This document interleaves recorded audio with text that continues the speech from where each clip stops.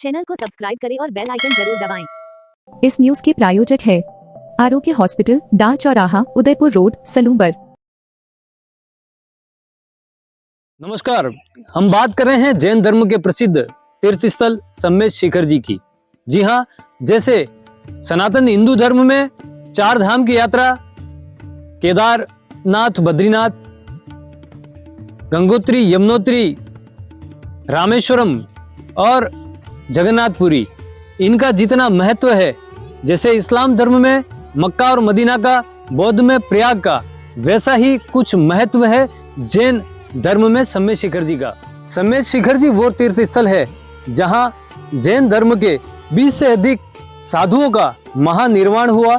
इसलिए उस तीर्थ स्थल को विशेष पूजा अर्चना और परिक्रमा के रूप में उस स्थान की महिमा गाई जाती है। झारखंड राज्य में स्थित सम्मेद शिखर जी छोटा नागपुर पठार पर स्थित यह जैन तीर्थ है।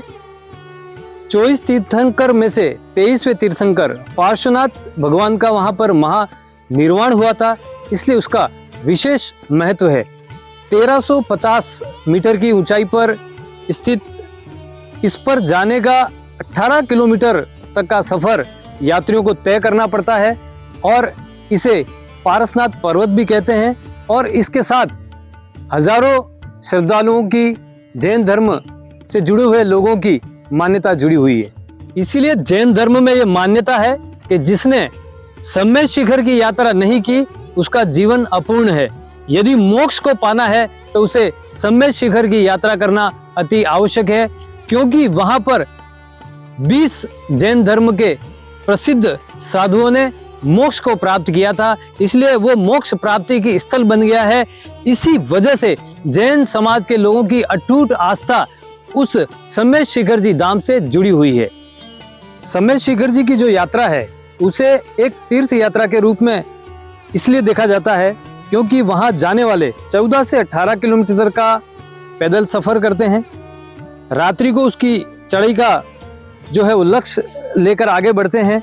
कई लोग इस यात्रा के दौरान पानी तक भी नहीं पीते हैं, कुछ खाते तक भी नहीं हैं, तो इसे एक कठोर तपस्या के रूप में देखा जाता है।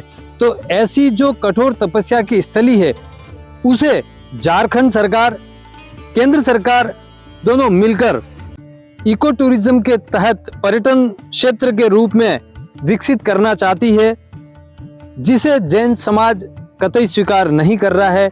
पूरे देश में इसको लेकर विरोध हो रहे हैं और विरोध के कारण यदि आप जानेंगे तो वो यही है कि 14 से 18 किलोमीटर तक का सफर तपस्या के रूप में वहां करते हैं, वो कोई पर्यटन स्थली नहीं हो सकती।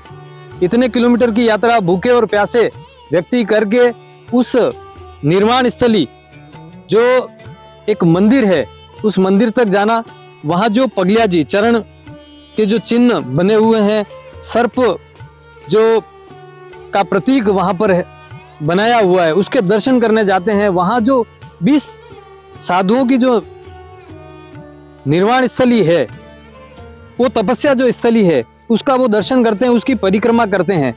तो ये सब उनके धार्मिक यात्रा है, वो उनकी एक तपस्या की यात्रा है, उसे वो मोक्ष की यात्रा के रूप में लेते हैं। और यदि उसे पर्यटन दृष्टि से बनाया जाता है तो जैन समाज उसे स्वीकार नहीं करेगा। वो अपनी इस तपस्या को भंग नहीं करना चाहता है, उस तपस्या में किसी भी प्रकार का विघ्न नहीं चाहता है। इसीलिए आज जैन समाज पूरे भारत में इसका विरोध कर रहा है। सम्मेद शिखर जी बचाओ अभियान के तहत पूरे भारत भर में जैन समाज विरोध प्रदर्शन कर रहा है। अब यह प्रदर्शन कहीं न कहीं थोड़ा सा आक्रोशित और रोषपूर्ण होता जा रहा है। जैन समाज के बंधुओं ने अपने प्रतिष्ठान भी बंद रखना शुरू कर दिया है। सोशल मीडिया पर भी जिस तरह का विरोध अब सामने आ रहा है, उसको लेकर सरकार को अब चिंतन करना चाहिए। 1-2 रोज पूर्व एक जैन साधु ने अपने स्वयं का हाथ काटकर रक्त बहाकर भी यह संदेश दिया है कि इस सम्मेद शिखर जी को बचाने के लिए हम अपना रक्त बहाने के लिए भी तैयार है। तो सरकारों को ये सोचना चाहिए, सरकार जनता से बनती है, जन भावनाओं की इज्जत कद्र सरकार को करनी चाहिए। जन भावनाओं के विरुद्ध किसी भी प्रकार का कार्य सरकार को नहीं करना चाहिए, ऐसी हम भी अपील करते हैं। क्योंकि जहां धार्मिक भावनाएं आस्थाएं जुड़ी हुई होती हैं उस पर किसी भी प्रकार का कुठाराघात समाज कभी स्वीकार नहीं कर सकता। कुछ स्थल ऐसे होते हैं जिनकी धार्मिक मान्यताएं होती है, धार्मिक परंपराएं होती हैं, उस परंपरा के तहत ही उनका नाम रहता है। यदि वो परंपराएं, वो सभ्यताएं समाप्त हो जाएगी तो फिर उस तपस्या स्थली का महत्व भी समाप्त हो जाएगा। शिखर जी को पर्यटन स्थल बनाने का जो विरोध है कहीं न कहीं वो जायज है। अब सरकार इस पर क्या फैसला करती है। हालांकि सरकार की ओर से भी अब तक कोई आधिकारिक बयान नहीं आया कि वास्तव में पर्यटन दृष्टि से भी सरकार वहां क्या बनाना चाहती है। इको टूरिज्म का अगर नाम ले रही है तो इको टूरिज्म में वो क्या क्या करना चाहती है।